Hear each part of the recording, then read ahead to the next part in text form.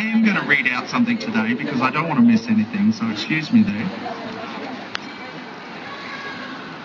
So, right. I was sort of planning on editing it together and where are we it later. in regards to progress? This is going to be a very long YouTube video. Particular marriage equality in It'll be Australia. good though. We now know that all our leaders seem to be still living in the 19th century, but we're not. So my colleagues at AME and Equal Love are still busy as ever, fighting for our rights and a more inclusive Australia. Gone are the days of segregation, except for our brothers and sisters of the LGBTI community. There is no such room for such discrimination in this country. Separate but equal does not work, and hate still seems to be a family value for a small minority. But we are making substantial progress on the issue of marriage equality and taking the hate out of the Marriage Act. Even though at times it may seem a slow process, change does not happen overnight. So what are these substantial steps forward? Well, if you haven't heard, the President of the USA, one of the world's most powerful men, recently stated his support of marriage equality in an election year of all times, and in a country where the support for marriage equality is not as strong as the majority of 64% we see here in Australia.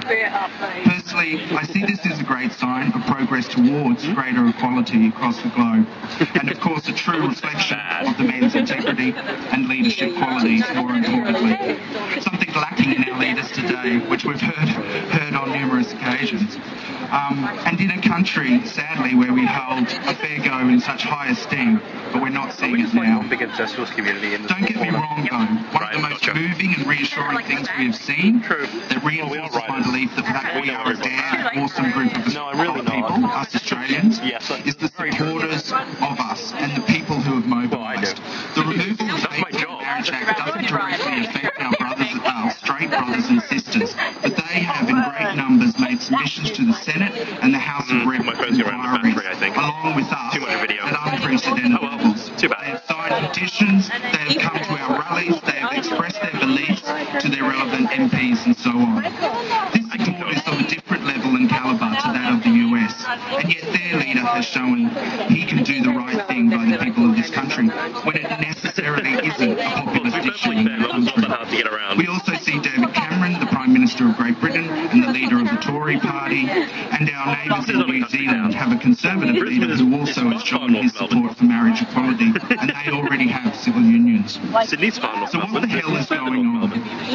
We asked Julia and Tony, please show us some leadership on this issue.